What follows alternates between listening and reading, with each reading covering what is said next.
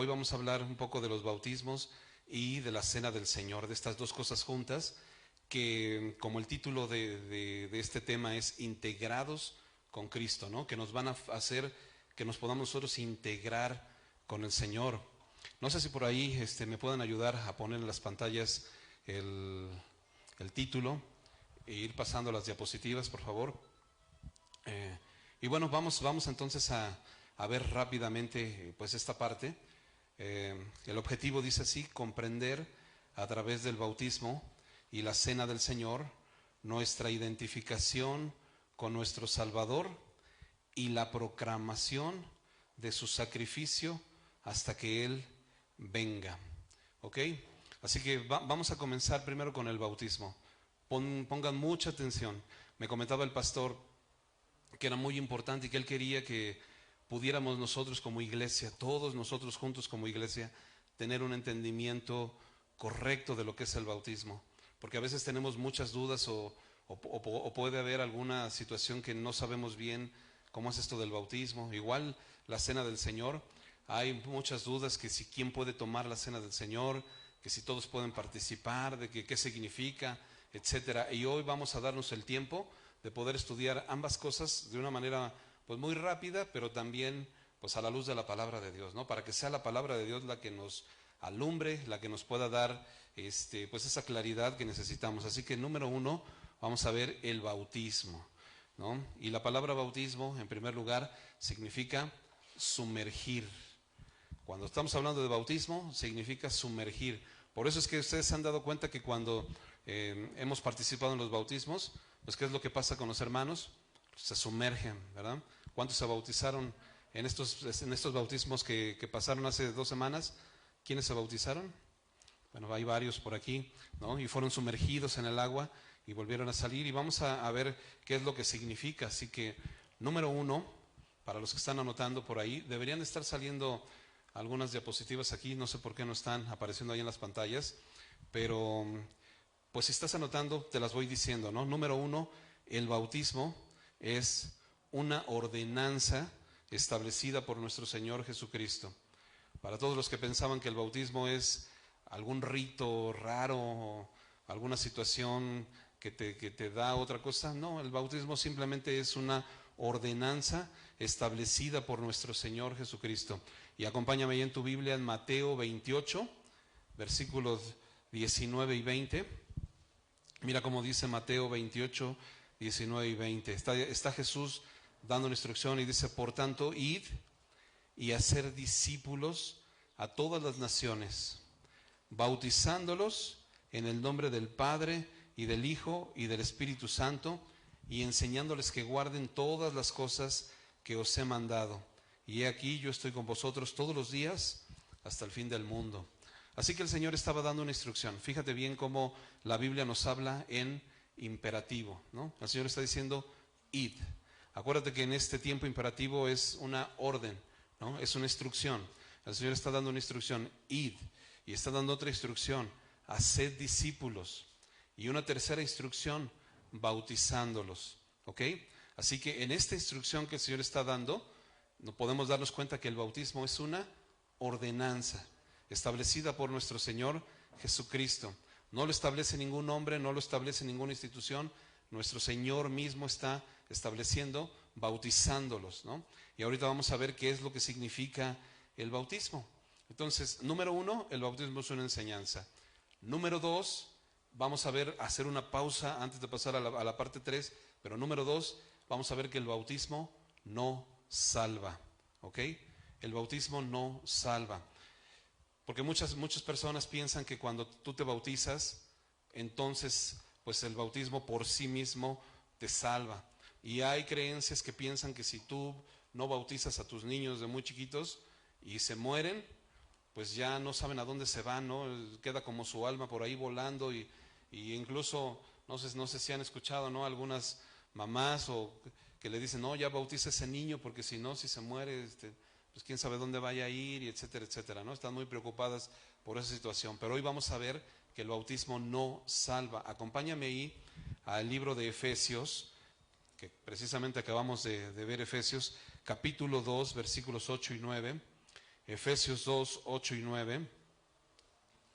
Fíjate cómo dice. Porque por gracia sois salvos. Así que la salvación viene ¿por qué? Por gracia. Por el bautismo, dice, porque por el bautismo sois salvos, dice así. No, por gracia sois salvos.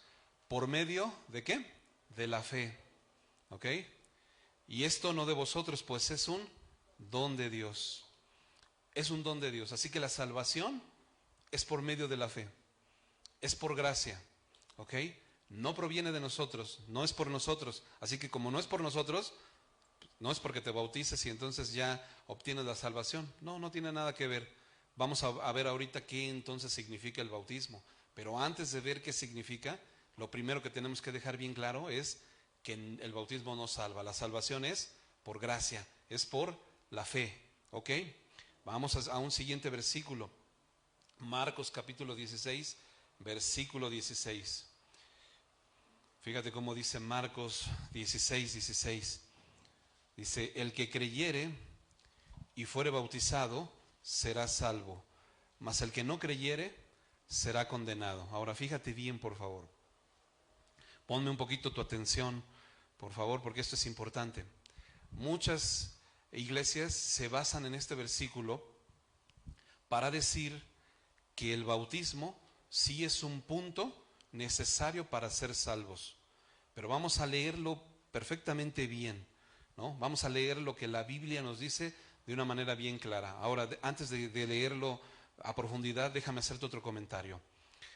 La Biblia utiliza muchas veces cosas que se llaman pleonasmos. No sé si tú has escuchado esta palabra, lo que es un pleonasmo.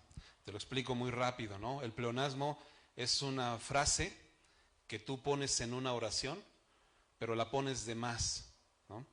A lo mejor la oración que está con lo que dice es suficiente para que se entienda, pero cuando tú reafirmas o pones una frase de más, se escucha así como si estuvieras diciendo lo mismo, pero doble, ¿no?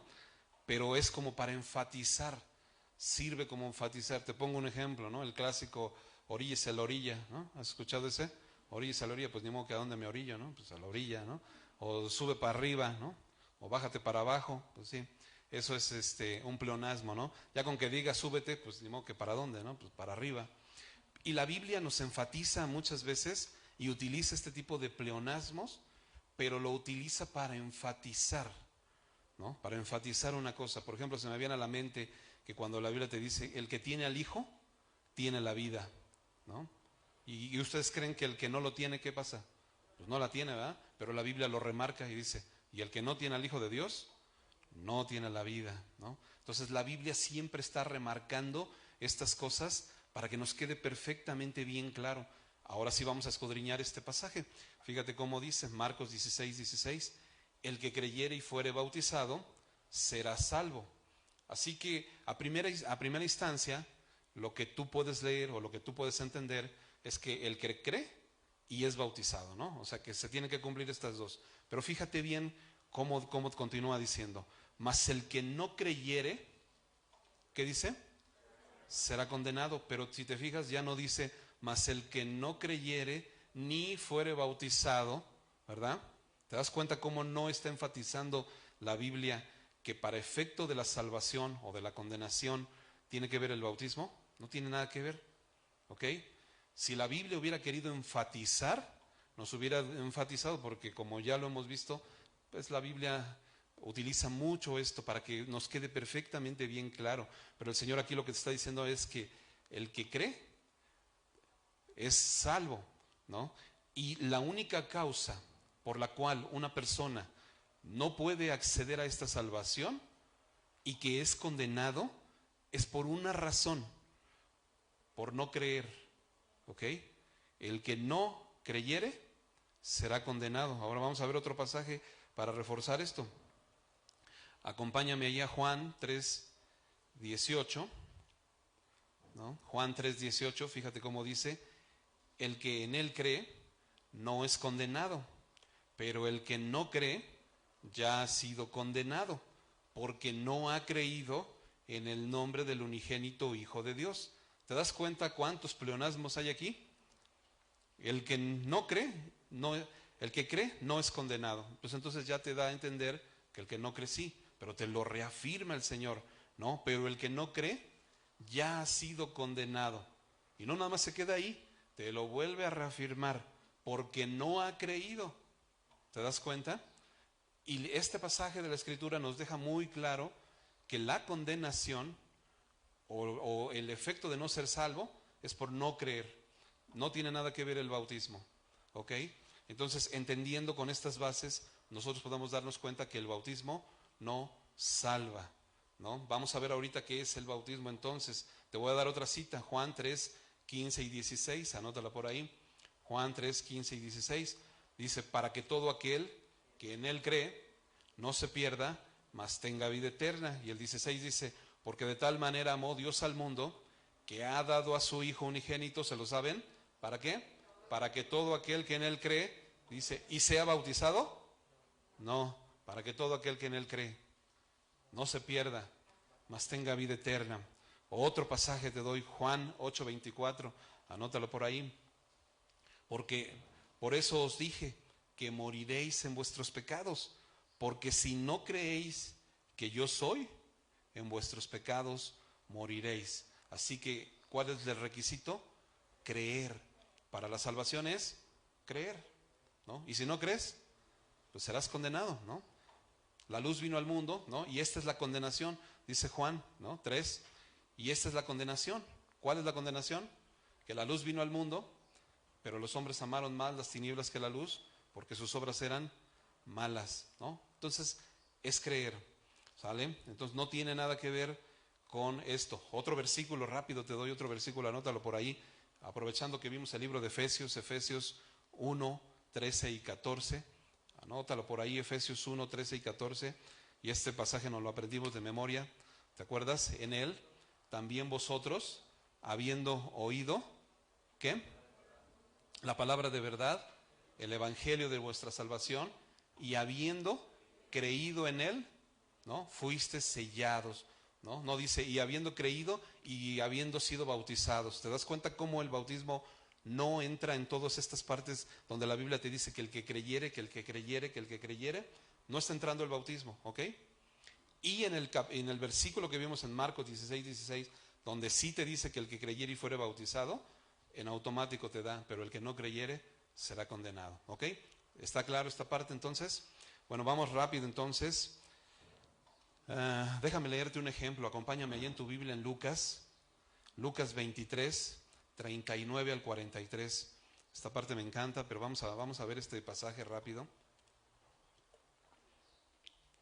Lucas 23, 39 al 43, y nos narra aquí la historia donde Cristo está siendo crucificado, ¿no?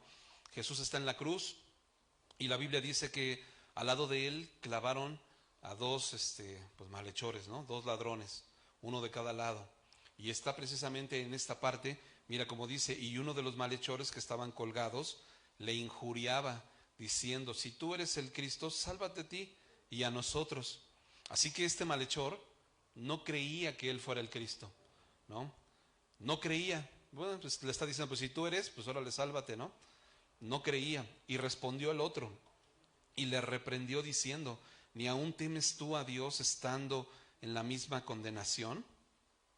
Nosotros a la verdad justamente padecemos porque recibimos lo que merecieron nuestros hechos, mas este ningún mal hizo. Así que uno de los dos ladrones está reconociendo el poderío y ahora sí que está reconociendo a Cristo, está creyendo en Él. ¿Y cuál es el requisito para ser salvos? Creer, ¿no? En Cristo. Y él está creyendo, entonces fíjate lo que está reconociendo. Mira cómo le contesta Jesús. Pero primero él le dijo a Jesús, acuérdate de mí cuando vengas en tu reino. Entonces Jesús le dijo, ¿sabes qué? Olvídate, bro, ¿no? Porque ya no hay chance de que te bautices. ¿Sí le contestó así? Ya no hay tiempo de que seas bautizado. Ni modo, ¿no? No, el Señor Jesús le contesta, de cierto te digo que hoy estarás conmigo en el paraíso, ¿no? Ya no había tiempo de que este ladrón fuera bautizado. ¿Tú crees que si la salvación dependiera del bautismo, qué hubiera pasado con este ladrón? pues ya se hubiera quedado ahí, ¿no? No hubiera habido forma de cómo él salvarse. Pero la salvación no es por bautizarte, la salvación es por creer, ¿ok? Así que el bautismo, concluimos, el bautismo no salva, ¿no? Esa es una parte importante que necesitamos ver. Y entendiendo esto, vamos a pasar al punto número 3, ¿no? Punto número 3. Así que el punto número 1, para recordarte, es el bautismo fue establecido por nuestro Señor Jesucristo, ¿no? Cuando dijo, id y hacer discípulos, bautizándolos, ¿ok? Punto número 2, el bautismo no salva, ¿no? La salvación es por creer. Hoy vamos a ver entonces punto número 3. El bautismo es entonces una simbología. El bautismo es una simbología. Nada más es una simbología, bro. No nos apaniquemos en esto. El bautismo es una simbología. ¿Y en qué nos asemeja entonces a Cristo? Hay 3 cosas en las que el bautismo nos va a hacer semejantes a Cristo. Número 1, nos hace semejantes en su muerte. Número 2, nos hace semejantes en su sepultura. Y número 3, nos hace semejantes en su resurrección. Muerte, sepultura y resurrección. Parece que ya está apareciendo ahora sí ahí en la pantalla, ¿no? Por si quieren verlo. En eso nos hace semejantes. Ahora, quédate conmigo con esta palabra. No te olvides de esta palabra. Semejantes. Nos hace semejantes. Déjala por ahí porque ahorita vamos a regresar a esa palabra. Vamos entonces a Romanos capítulo 6, versículos 3 al 13, que nos va a abrir el entendimiento, la palabra de Dios al respecto de esto. Fíjate cómo dice: ¿o no sabéis que todos los que hemos sido bautizados en Cristo Jesús, hemos sido bautizados en su muerte? Uno de los elementos es que nos asemejamos a Jesús en su muerte, ¿no? Y aquí te dice en su muerte, porque somos sepultados. Segundo elemento, sepultados, ¿no? Juntamente con él para muerte, otra vez el elemento de muerte, ¿no? Por el bautismo, a fin de que como Cristo resucitó, aquí está el tercer elemento, resucitó. Si te fijas en este pasaje, tenemos los 3 elementos: muerte, sepultura y resurrección. Así como, a fin de que como Cristo resucitó de los muertos por la gloria del Padre, así también nosotros andemos en vida nueva. Así que nos estamos semejando a Cristo en esta parte, porque cuando tú eres bautizado, ¿qué es lo que ocurre cuando somos bautizados? ¿No? Primero te sumergen. Y acuérdate que es una simbología. Y cuando eres sumergido, estás como siendo sepultado. Y estás en ese momento también, número 2, muriendo. ¿Muriendo a qué? Al pecado. Todos tus pecados están quedando abajo, ¿no? Sepultados. Pero al momento de que resurges, al momento de que emerges del agua, dice aquí que te estás semejando a Cristo en su resurrección. Él resucitó para darnos vida, pero mira cómo dice, y nosotros, así también nosotros, andemos ¿en qué? En nueva vida.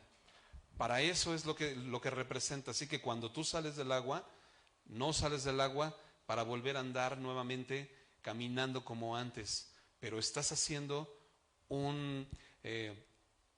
una representación pública de que estás muriendo al pecado, ¿no? Vamos a seguir leyendo ahí versículo 5, allí mismo en Romanos 6, porque si fuimos plantados juntamente con Él, ¿en la qué? En la semejanza. ¿Te acuerdas que estábamos pendiente con esta palabra, que somos semejantes a Él? Aquí la Biblia nos está diciendo, en la semejanza de su muerte. Porque el bautismo, brother, cuando tú te bautizas, no creas que te vas a morir, ¿no? No te espantes, ¿no? No es que me dicen que me voy a asemejar a Cristo en su muerte, entonces me van a matar ahí. No, bro, no te vamos a ahogar, ¿no?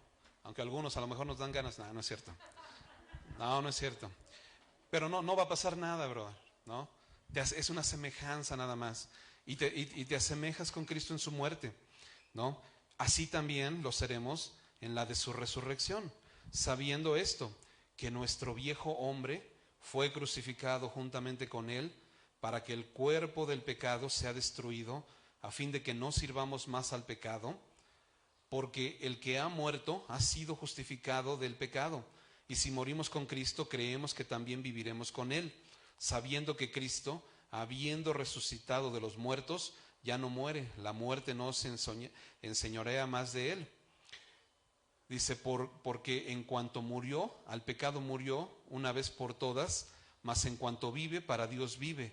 Así también vosotros, considerados muertos al pecado, pero vivos para Dios en Cristo Jesús, Señor nuestro. No reine pues el pecado en vuestro cuerpo mortal, de modo que lo obedezcáis en sus concupiscencias. Así que fíjate entonces cuál es esta semejanza. Estamos viendo el punto número 3. El bautismo es una simbología. Pero ¿qué es lo que simboliza el bautismo? Que cuando tú eres sumergido, brother, estás muriendo al pecado. Por eso cuando tú tomas la decisión de bautizarte, debe ser una decisión consciente, una decisión que tú estás tomando en donde estás dejando atrás el viejo hombre, ¿no? Es lo que está diciendo aquí, y lo acabamos de ver en Efesios. ¿Te acuerdas cómo vimos en Efesios? Despojándonos del viejo hombre que está viciado conforme a los deseos engañosos, ¿no? Y revistiéndonos del nuevo hombre, creado según Dios, en la justicia y santidad de la verdad. Eso es lo que la Biblia nos dice. Entonces, cuando tú estás participando de este bautismo, estás entregándole tu vida a Cristo. Estás en un momento en donde tú estás decidiendo servir al Señor y seguir a Cristo. Y en ese momento tú estás decidiendo dejar atrás el viejo hombre, dejar atrás tu vieja naturaleza. Si tú al momento de que te estás bautizando no tienes este entendimiento y nada más te bautizas sin tener este entendimiento, lo único que estás haciendo, brother, es dándote un chapuzón. Y para darte un chapuzón, pues mejor te vas a un balneario, ¿no? O a la playa. Bueno, ahorita no por el COVID, pero pues mejor te vas a la playa, ¿no? Cuando tú haces este acto del bautismo, es con un entendimiento, y con el entendimiento de que entonces vas a dejar atrás tu vieja naturaleza.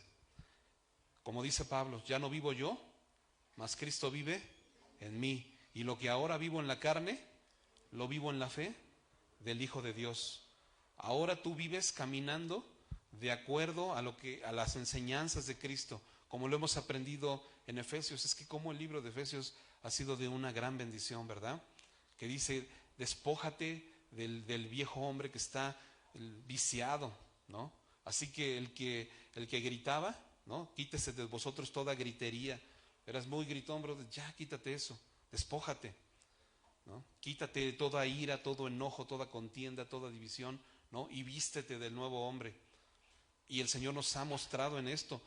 Y decía el pastor, empieza por ti, por tu familia. Todas estas enseñanzas, aplícalas en tu familia, ¿no? Si el Señor te está diciendo, quítate toda gritería, esposo, no le grites a tu mujer, ¿no? O mujer, no le grites a tu marido, ¿no? Esa ira, ¿no? No se ponga el sol sobre vuestro enojo. No le deis lugar al diablo.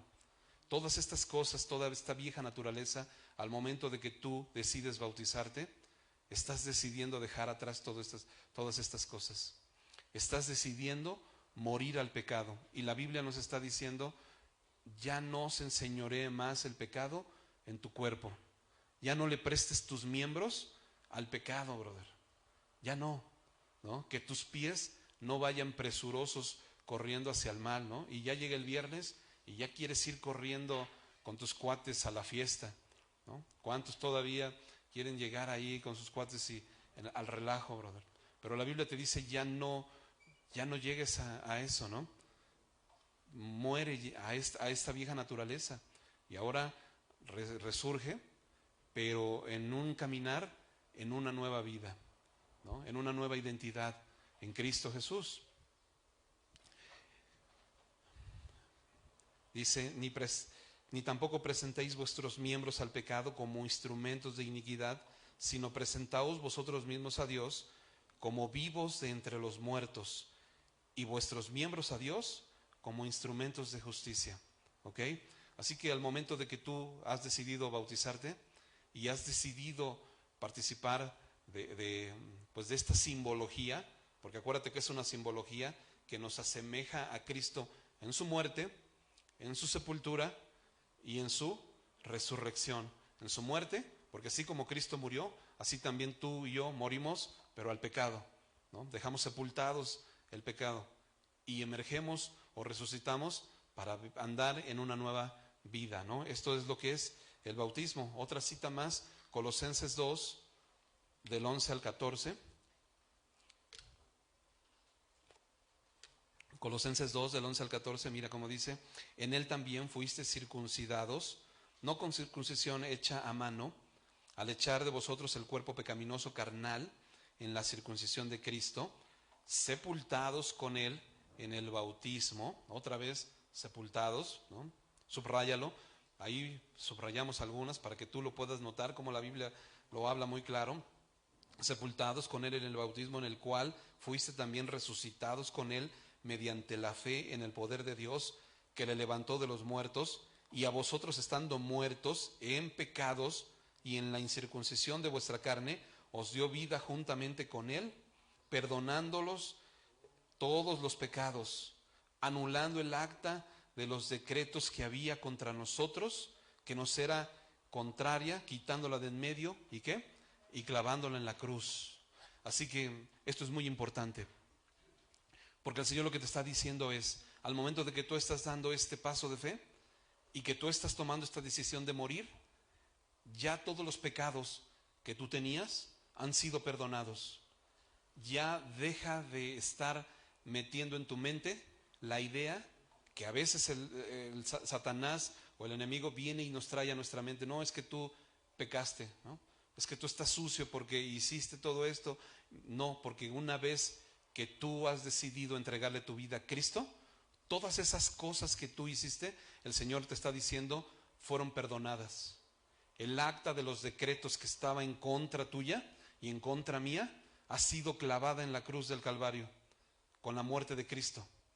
Todas esas cosas de las cuales tú y yo podíamos ser acusados, el Señor las clavó así. El acta, imagínate en un juicio, ¿no? Que alguien te dictaminara un juicio y tienes todo un acta, que es una demanda, pero esa acta el Señor la agarra y la clava en la cruz y no se va a acordar más de ello. Así que cualquier pecado, mi hermano, por grande que tú creas que parece, no, es que tú no sabes, brother, yo hice una cosa espantosa, pues el Señor te dice que todos esos, todos, desde el más chiquito hasta el más grandote, todos tus pecados son perdonados y todos tus pecados quedan sepultados. Y cuando tú emerges del agua, resucitas para nueva vida. Por eso el Señor te dice: ahora sí camina en una nueva vida. Ya no prestes tus miembros al pecado. Ya no sigas caminando en el pecado. Ya no voltees nuevamente a quererte meter otra vez al pecado. Eso ya quedó sepultado. Y hay otra parte de la Escritura que dice el Señor: no me acordaré más de tus pecados. Te voy a perdonar y no me voy a acordar más, y los voy a sepultar en el fondo del mar y no me voy a acordar más de ellos.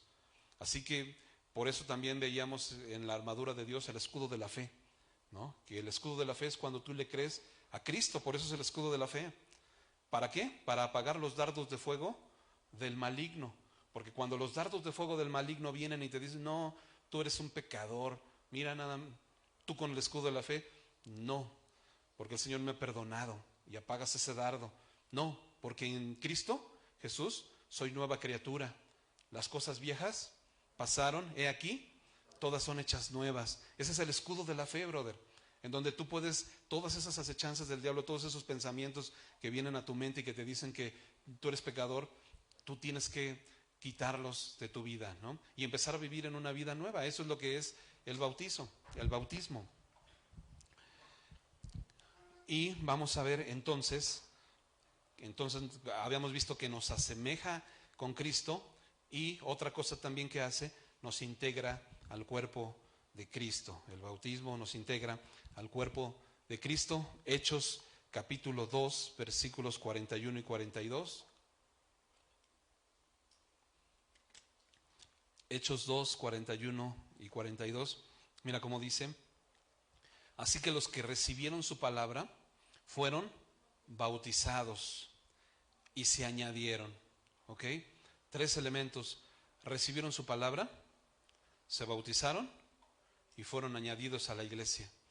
Así que cuando tú recibes a Cristo y das este paso de bautismo, lo que sigue es que vienes a formar parte en ese momento de la iglesia de Cristo, del cuerpo de Cristo. Eso es lo que pasa al momento del bautismo. ¿Ok? Vamos a ver rápidamente, porque todavía vamos a pasar a la cena del Señor. Así que muy rápidamente vamos a ver un ejemplo de bautismo. Hechos capítulo 8, versículos 26 al 39. Es que hay demasiadas cosas que quisiéramos ver, pero tan poco tiempo, ¿verdad? Hechos 8, 26 al 39. Fíjate bien, vamos a ver esta historia. Mira cómo dice: un ángel del Señor habló a Felipe diciendo: levántate y ve hacia el sur, por el camino que desciende de Jerusalén a Gaza, el cual es desierto. Así que está el Espíritu de Dios mandando a Felipe por un camino desierto, ¿no? Lo está mandando por ahí. Entonces él se levantó y fue. No le preguntó: y Señor, ¿para qué quieres que vaya? ¿No? ¿Y cómo por qué? No, pero él obedeció y vámonos, ¿no? Es desierto, bueno, pues voy, ¿no? Así que un ejemplo es cuando Dios te dice algo, ve, brother, ¿no? No es. Entonces se levantó y fue. Y sucedió que un etíope, eunuco, funcionario de Candace, reina de los etíopes, el cual estaba sobre todos sus tesoros y había venido a Jerusalén para adorar. Ahora, fíjate bien, había un funcionario, dice que era etíope, ¿no? Era de Etiopía y era un funcionario. Dice que estaba sobre todos los tesoros de la reina. Entonces lo que la Biblia nos está diciendo era un funcionario, pues imagínate hoy en nuestros días como el secretario de Hacienda, ¿no? Él iba así con todo ese poderío, era una persona eminente. Y dice que ya iba de regreso porque había ido a Jerusalén, iba para adorar, porque cada año todos los judíos de todas partes del mundo llegaban a Jerusalén, se reunían, adoraban y entonces después regresaban a su lugar de origen. Y este hombre, funcionario, había ido a Jerusalén y ya iba de regreso a su casa. Y mira cómo dice que iba leyendo, ¿no? Y volvía sentado en su carro y leyendo al profeta Isaías, ¿no? Y el Espíritu dijo a Felipe: acércate y júntate a ese carro. Así que imagínate la escena, este hombre iba leyendo al profeta Isaías. ¿De dónde sacó el libro? Ahora déjame decirte otra cosa. En ese tiempo, los rollos en donde estaba escrita la palabra de Dios no eran muy comunes como hoy. Tú lo puedes sacar en la aplicación ahí en tu teléfono celular y ahí te descargas la Biblia. En ese momento no era tan común. No todo el mundo tenía acceso a estos rollos. Así que solo la gente que tenía mucho dinero, o muy adinerada o muy poderosa, podía tener acceso a una copia de esto. Y este hombre, como ya vimos, era un hombre poderoso y tenía acceso a este rollo, pero él iba leyendo. Entonces el Espíritu de Dios le dijo a Felipe: acércate al carro. Y cuando él se acercó, mira lo que dice. Entonces Felipe se acercó, ¿no? Acudiendo Felipe le oyó que leía al profeta Isaías. Y entonces Felipe le pregunta: ¿entiendes lo que lees? Y él le dijo: ¿cómo podré si alguno no me enseñase? Y rogó a Felipe para que subiese y se sentase con él, ¿no? El pasaje de la Escritura que leía era este. Fíjate qué pasaje: como oveja a la muerte fue llevado, y como cordero mudo delante del que lo trasquila, así no abrió su boca. En su humillación no se le hizo justicia, mas su generación, ¿quién la contará? Porque fue quitada de la tierra su vida. Así que estaba leyendo un pasaje que todos conocemos de Isaías, hablando de Cristo, de lo que Cristo iba a padecer por nosotros. Y este hombre estaba leyendo este pasaje y no entendía. Entonces dice, respondiendo el eunuco, dijo a Felipe: te ruego que me digas, ¿de quién dice el profeta esto? ¿De sí mismo o de algún otro? Entonces Felipe, abriendo su boca y comenzando desde esta escritura, ¿qué hizo? Le anunció el evangelio de Jesucristo, ¿no? Le empezó a compartir de Cristo, porque precisamente estaba hablando este pasaje desde el profeta Isaías. Nos hablaba de lo que iba a venir a ser Cristo en nuestra vida, que Cristo nos iba a venir a salvar, iba a venir a morir por nosotros y todo lo que Cristo iba a padecer. Y Felipe comenzó a hablarle a este hombre y a compartirle acerca del evangelio de Cristo. Y yendo por el camino llegaron a cierta agua y dijo el eunuco: aquí hay agua, ¿qué impide que yo sea bautizado? Fíjate cómo tan rápido el Espíritu Santo obró en la vida de este hombre. Acababa de enterarse él no sabía de nada de Cristo. iba leyendo y no entendía nada. Y el Espíritu de Dios se encargó de que este hombre pudiera entender a través de Felipe, ¿no? Y cuando este hombre recibió el Evangelio, de inmediato lo entendió, brother. Y yo creo que Felipe había entendido esto, ¿no? Ir por todo el mundo y hacer discípulos, bautizándolos. Yo creo que Felipe le ha de haber hablado del bautismo. Y él dijo, ¿qué impide? Ahí hay agua, ¿no? Yo creo que pasaron por un lugar. Fíjate, estaban en el desierto, brother. ¿Te fijas cómo la Escritura nos dice que iban por un lugar desértico? ¿Dónde crees que iban a encontrar agua? En un desierto. Pero la Biblia nos dice que en cierto lugar ahí encontraron agua. Y es maravilloso porque Dios provee de todo. Cuando hay una persona que busca de todo su corazón al Señor, como este hombre, que no entendía nada, pero él estaba humilde, con una actitud buscando al Señor, el Señor le proveyó de todo lo necesario, hasta de agua en un desierto, brother. Y encontrando el agua le dijo este hombre a Felipe, ¿qué impide que yo sea bautizado? ¿Y qué le dijo Felipe? Fíjate lo que le dijo Felipe. No, brother, pues mira, para empezar tienes que ir a la iglesia, ¿verdad? Tienes que ir a tu discipulado, tienes que, ¿sí? ¿Le dijo eso? Te tienes que congregar en tu célula, ¿sí le dijo? Tienes que tomar un curso de bautismo de 6 meses, ¿no? Un curso intensivo, ¿no? Fíjate la respuesta, si crees de todo corazón, bien puedes. Así que, ¿cuál es el requisito para que tú puedas bautizarte? Si crees, pero de todo tu corazón, no nada más a medias, brother. Si entiendes, fíjate lo que entendió Felipe, bueno, más bien el eunuco, ¿no? A través de Felipe. Él entendió el sacrificio de Cristo por él. Todo lo que Cristo padeció por él. Y a mí me sorprendía ahora en los bautizos que estábamos como cuando el pastor preguntaba a los testimonios, ¿por qué te quieres bautizar? A mí me sorprendió la hijita de nuestro hermano Nahum, ¿no? Que fue la primera que pasó y sus palabras fueron increíbles, brother. O sea, me dejaron casi boquiabierto, ¿no? Cuando ella decía, es que entendí lo que Cristo hizo en mi vida, que murió por mí. Es increíble, brother. No me bautizo nada más para quedar bien y no, porque me ha sido revelado todo lo que el Señor ha hecho en mi vida. Es increíble. Y con este entendimiento, entonces Felipe le dijo, ¿crees de todo tu corazón? Vas, ¿no? Adelante, bien puedes. Así que, hermanos, esta es la enseñanza un poco del bautismo.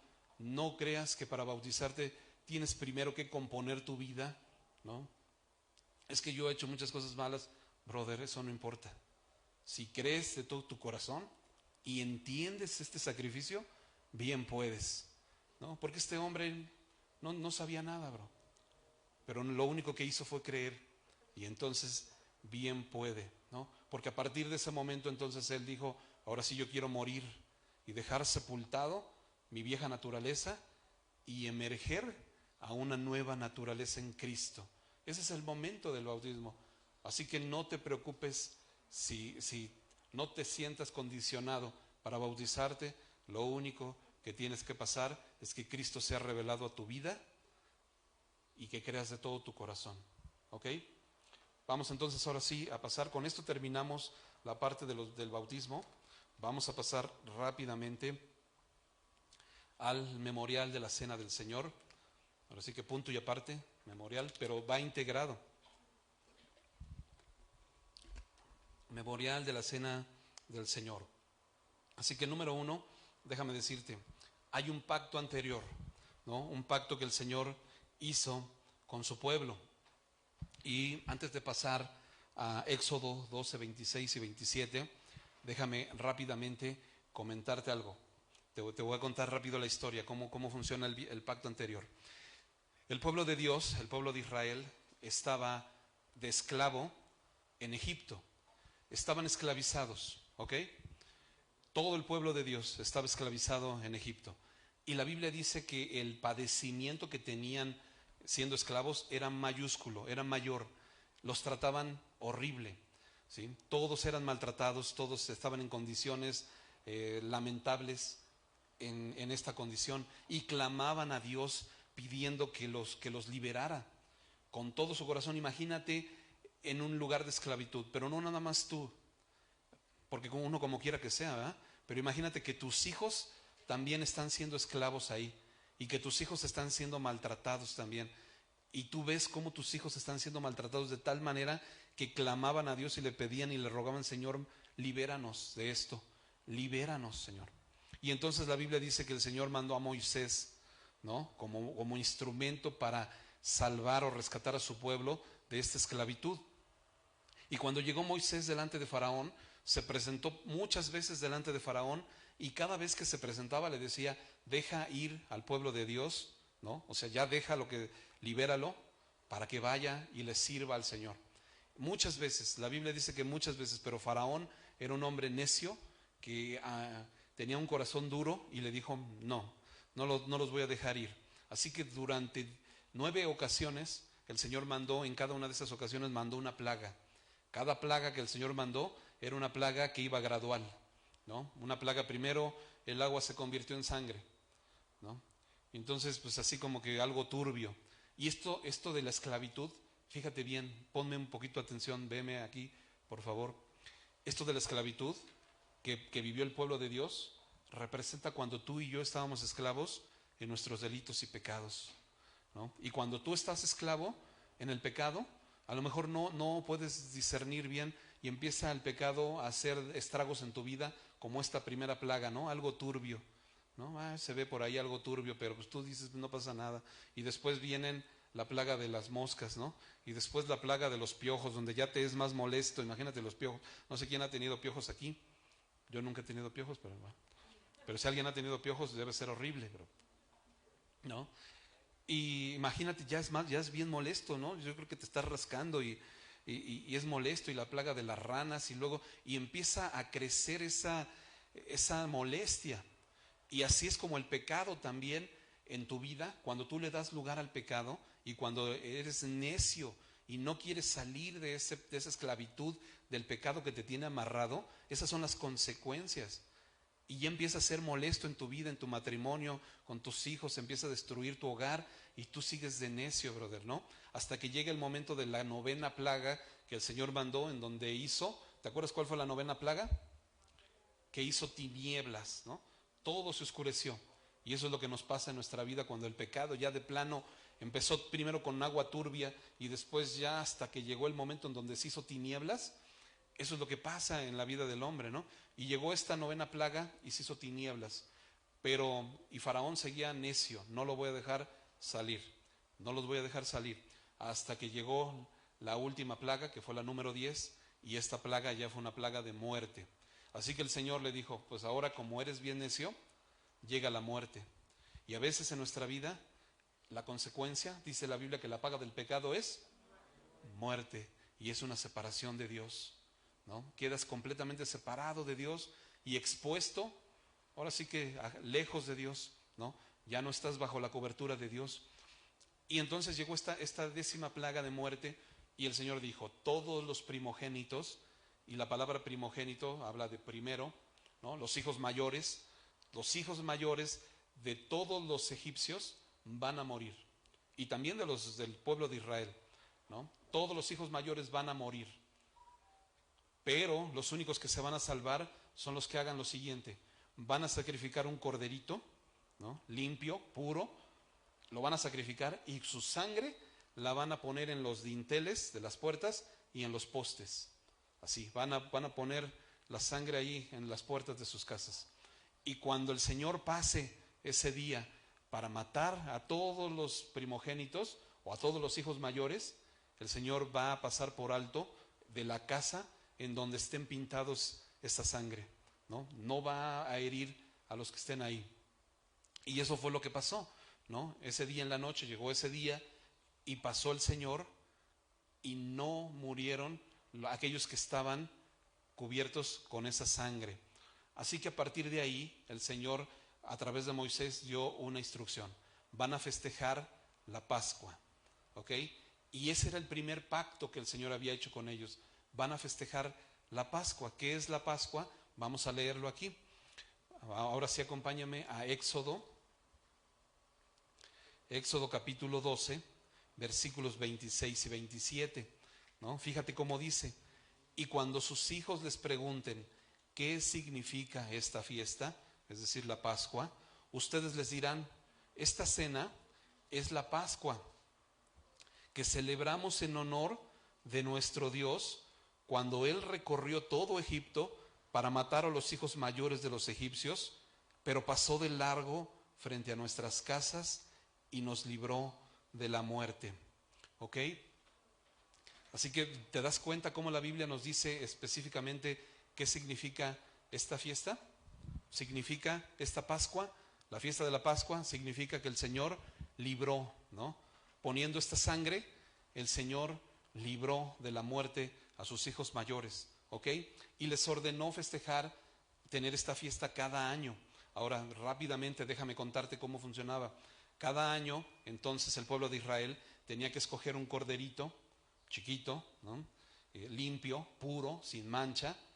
Así que no podía escoger cualquier cordero. Si había uno que estaba cojito, pues ese no, ni modo. No, pues tráeme el cojito este que está ya todo feíto, es el más feíto, ¿va? No, ese no, brother, ¿no? Tenía que ser un corderito bien bonito, ¿no? El sin defecto, sin mancha. Incluso, fíjate, cuando lo abrían y lo mataban, si este corderito tenía dentro de él un tumor o detectaban algo raro, no servía, aunque por fuera hubiera estado limpio. Así que imagínate cuántos tenían que estar matando para darte cuenta que estuviera perfecto.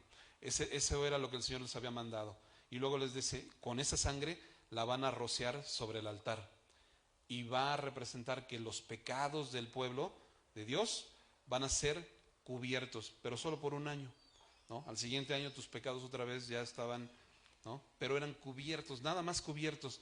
No estaban limpios, estaban cubiertos, ¿no? Imagínate, bueno, no sé a cuántos se les ha metido a su casa, a lo mejor a veces un ratón, ¿no? Y lo tienes que matar, brother, ¿no? Ya le das un palazo y luego pues lo sacas y lo echas a la basura. Pero si no pasa a la basura, ¿no? Pues ahí se está pudriendo y ya salen hasta moscas y imagínate cómo huele, ¿no? Ahora imagínate que nada más le pones ahí pues una cobijita y lo cubres, ¿no? Y lo dejas ahí en tu casa. ¿Sí lo dejarás ahí en tu casa nada más cubierto? ¿No? Pues eso era lo que pasaba con el pecado, ¿no? Nada más se cubría, pero ahí estaba el pecado, brother. Este sacrificio solo servía para un año, estar cubiertos, pero no se limpiaba, ¿no? Y eso era lo que ellos tenían que hacer. Y muy pegada a la fiesta de la Pascua, de una separación de un día, había otra fiesta que era la fiesta de los panes sin levadura. Tenían que comer la Pascua con panes sin levadura. ¿Qué representa la levadura? La levadura representa el pecado, ¿ok? Por eso tenían que comer sin levadura, porque los panes sin levadura representan al creyente verdadero, nos representan a ti y a mí, ¿no? Que hemos dejado atrás el pecado. Y entonces ellos tenían que comer estos durante 7 días con estos panes sin levadura. Y aparte tenían que remojar este pan en una, pues como en un caldo, ¿no? Hecho con hierbas amargas. Las hierbas eran amargas, así que no era muy agradable esta comida, ¿no? Imagínate tu pan remojadito, bueno, los que les gusta su pan de dulce con leche, ¿no? O con café, lo remojas y órale, ¿no? Bien sabroso. Pero imagínate remojar este pan con hierbas amargas, ¿no? O sea, que te sabe y todo amargo, brother. Pero el Señor les pidió hacer esto por una razón, porque representaba este pan, representaba a tu vida y mi vida, ¿no? Y las hierbas amargas representaban la amargura de la esclavitud que habían vivido en Egipto. Todo este padecimiento que ellos habían tenido, por el cual ellos habían pedido al Señor que los liberara, eso era lo que representaba. Así que cuando ellos estaban comiendo esto, se acordaban de cómo el Señor los había rescatado.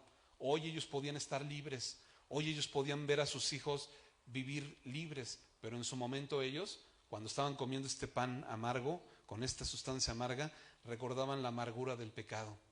Y es que, mi hermano, el pecado en tu vida y en mi vida, eso es lo que causa amargura, causa destrucción, causa muerte.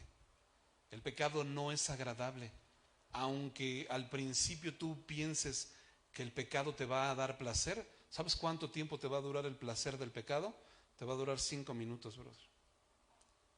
Pero atrasito del pecado viene la muerte, y viene la destrucción, y viene la amargura para tu vida, y es algo que te trae destrucción, amargura, ¿no? Y por eso el Señor les estaba pidiendo: haz esto, ¿no?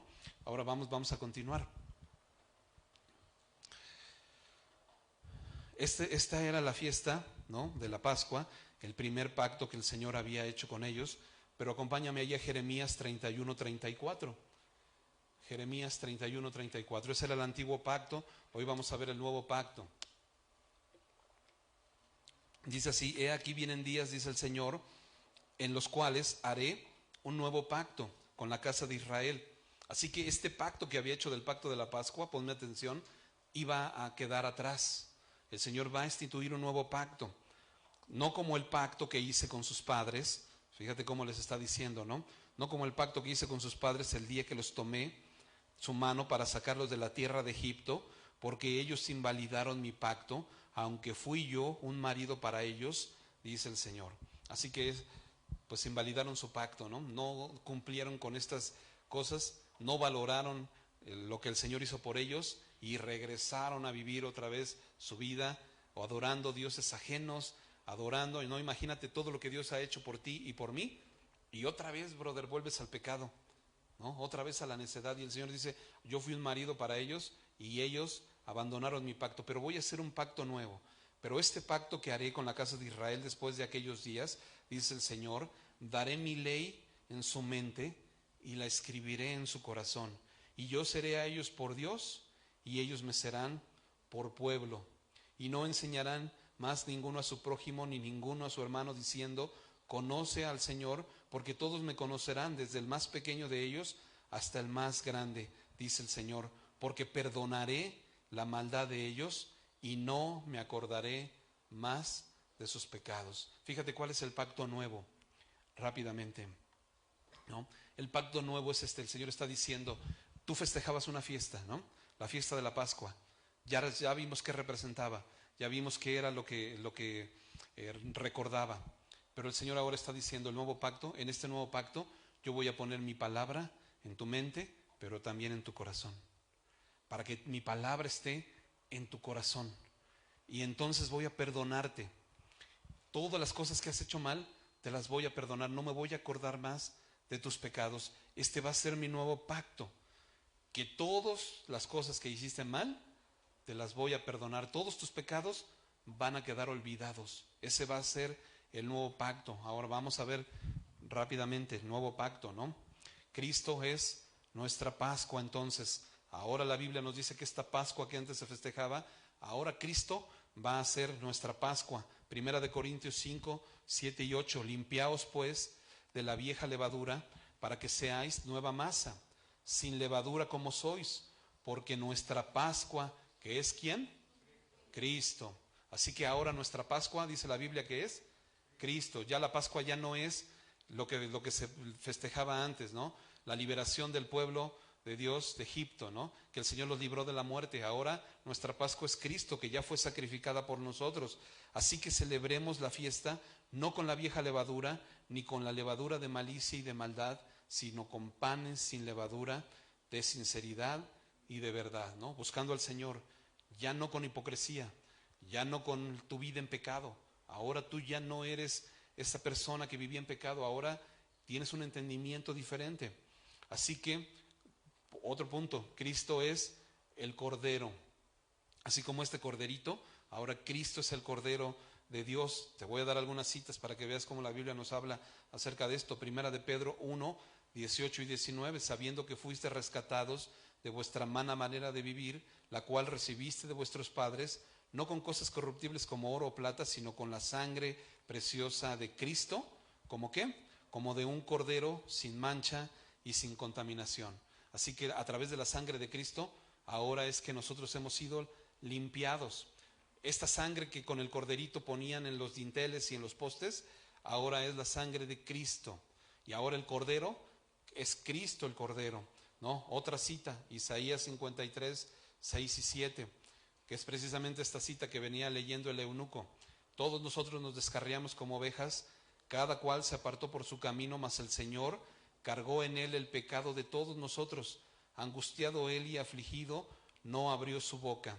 Como cordero fue llevado al matadero, ¿no? ¿Te das cuenta cómo Cristo era el cordero? Y desde Isaías ya hablaba acerca de Cristo, que iba a ser este cordero.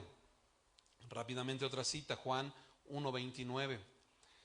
Está aquí hablando Juan el Bautista, ¿no? Cuando llega y ve a Jesús, y dice el día siguiente, vio Juan a Jesús que venía a él y dijo, he aquí que el Cordero de Dios que quita el pecado del mundo, ¿no? Así que Cristo es el Cordero, Cristo ahora con su sangre es ahora que nos está limpiando, y entonces Cristo está estableciendo un nuevo pacto. Vamos rápidamente al nuevo pacto.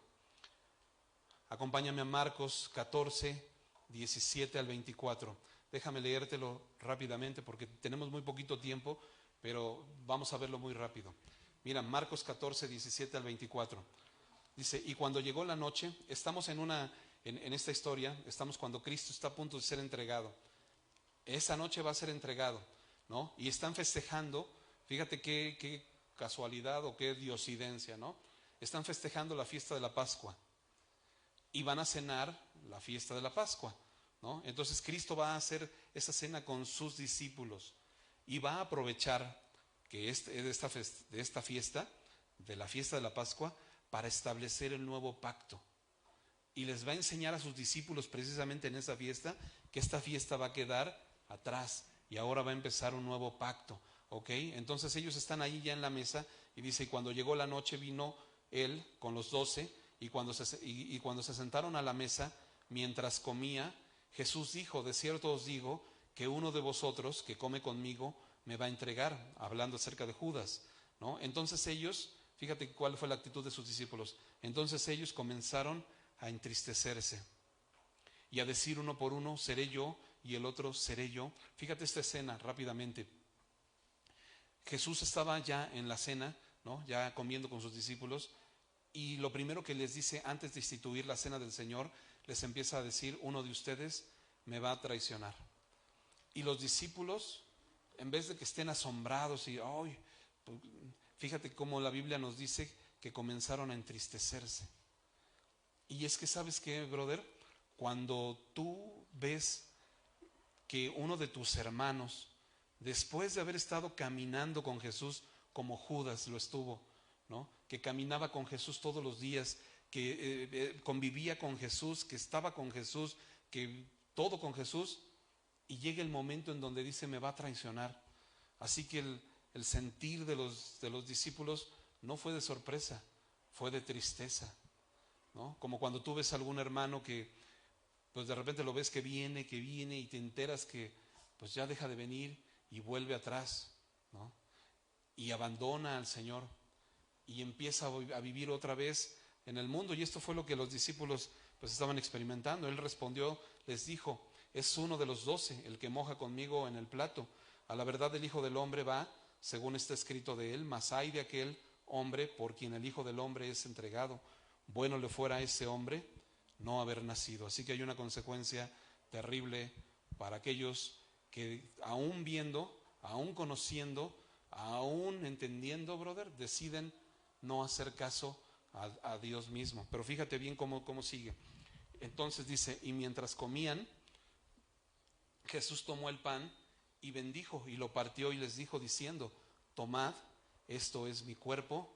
Y tomando la copa y habiendo dado gracias les dijo, y bebieron de ella, ¿quiénes? Todos, incluyendo Judas. Sí, Judas también estaba ahí y también participó. Y les dijo, esto es mi sangre del nuevo pacto. ¿Te das cuenta que había un pacto anterior? Ya hablamos del pacto anterior, ¿no? De lo de la Pascua, ¿no? De la salida de Egipto, pero ahora esta es la sangre del nuevo pacto, ¿no? Este festejo que nosotros tenemos, este memorial, porque el Señor dice, haced esto en memoria de mí, ¿no? Entonces, este memorial es un memorial. No significa que el pan que nosotros tenemos aquí se convierte en el cuerpo de Cristo, como muchas creencias así lo piensan, ¿no? Que de repente te estás comiendo el cuerpo de Cristo. Pues no somos caníbales, brother, ¿no? Para estar comiéndote el cuerpo, imagínate, ¿no? Ni la sangre. Esto es un memorial nada más, es lo que representa. Pero entonces dice Cristo, esto es mi sangre del nuevo pacto que por muchos es derramada. Así que el Señor lo que nos estaba enseñando es que ese sacrificio que Él iba a tener en la cruz iba a ser un sacrificio de un nuevo pacto. Ahora, en este momento, en un momentito más, vamos a participar todos de la cena del Señor. Y en este participación que vamos a tener es un memorial, brother. Cuando tú estás comiendo este pan, lo que tú estás pensando es en el sacrificio, ¿no? Cristo estaba diciendo, este es mi cuerpo, que por ti fue destrozado, que por ti fue entregado, que por ti murió. Y esta copa que bebes, esta es mi sangre del nuevo pacto, con la cual te limpié. Como decía Jeremías 31, que lo vimos, ¿no? En la cual yo voy a poner mi ley en su mente y en su corazón y voy a perdonar tus pecados. Esta sangre es una sangre de un nuevo pacto, ¿no? En un nuevo pacto donde inicias una nueva vida, donde tú aceptas el sacrificio de Cristo en tu vida. Pero nos dimos cuenta que Judas también participó de esto. ¿Te das cuenta? Ahora, como último punto, antes de darle ya lugar al pastor para que participemos de la cena del Señor, último punto, no debemos de celebrar esta cena del Señor indignamente, ¿no? No lo debemos de celebrar indignamente. ¿Cómo es celebrar indignamente? Primera de Corintios 11, del 27 al 30. Fíjate cómo. De manera que cualquiera que comiere este pan o bebiere esta copa del Señor, ¿cómo? Indignamente, será que culpado del cuerpo y de la sangre del Señor. Así que, por tanto, pruébese cada uno a sí mismo y coma del pan y beba de la copa, porque el que come y bebe indignamente sin discernir el cuerpo del Señor, juicio come y bebe para sí. ¿Ok? Así que si tú estás participando de esto y no tienes ni idea, brother, de qué se trata, no estás discerniendo, como con el bautismo, ¿te acuerdas? ¿Qué necesitas para bautizarte? Creer de todo tu corazón. Y si ya tuviste ese entendimiento, bien puedes. Y con la participación de la cena del Señor, si tú estás entendiendo lo mismo, que Cristo murió por ti y entonces todos tus pecados deben quedar atrás, y si no estás entendiendo esto, si no te está entrando esto en tu corazón, pues lo puedes estar haciendo indignamente. ¿Cómo es indignamente? ¿No? ¿Qué fue lo que pasó con Judas? ¿Cómo participó él de este pan? Indignamente. ¿Tú crees que Judas estaba discerniendo lo que estaba pasando? ¿Que entendía lo que Cristo les estaba diciendo? Mientras de que todos estaban sentados a la mesa y el Señor estaba partiendo y les repartía a todos, Judas estaba en otro rollo, bro, ¿no? Él, su mente estaba pensando en lo que iba a cobrar por entregar a Jesús. Y eso puede estar pasando aquí en la congregación.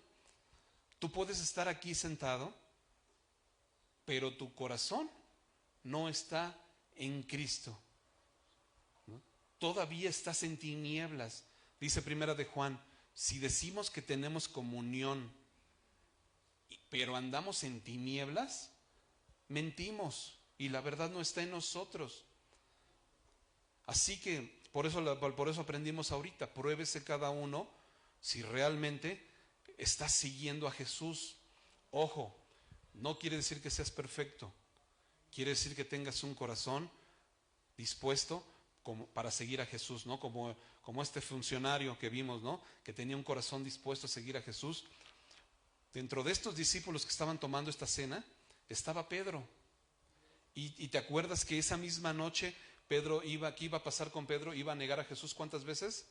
3. Antes de que el gallo cantara, Pedro iba a negar a Jesús. ¿Tú crees que el Señor no pudo decirle a Pedro, tú tampoco, Pedro, porque también estás mal? ¿Sí?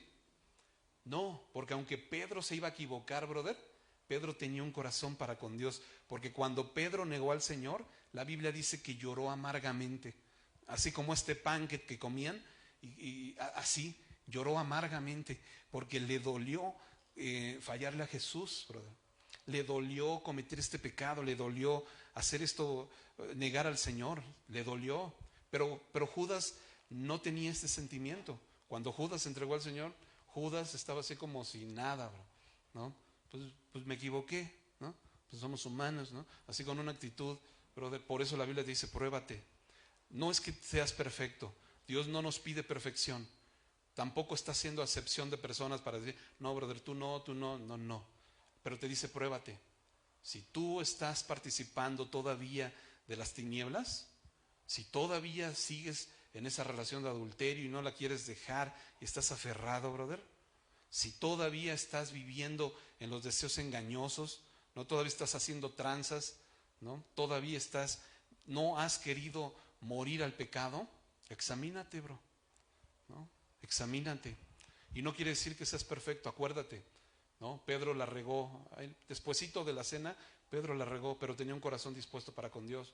Si tú tienes un corazón que busca a Dios, que ama a Dios, y estás dejando todas estas cosas, arrepiéntete. Hoy es momento de que te arrepientas y que dejes atrás todos estos pecados y que dejes atrás esa vana manera de vivir. Por eso el título de esta predicación es Integrados con Cristo, porque nos integramos con Él a través del bautismo, pero también a través de la cena del Señor, ¿no? Recibiendo este cuerpo, recibiendo esta sangre, y a través de esto recibiendo el perdón de los pecados. Así que vamos a darle lugar a nuestro pastor, pero te invito para que tú te examines, y si tu corazón, el Señor te dice, va, pues dale, brother.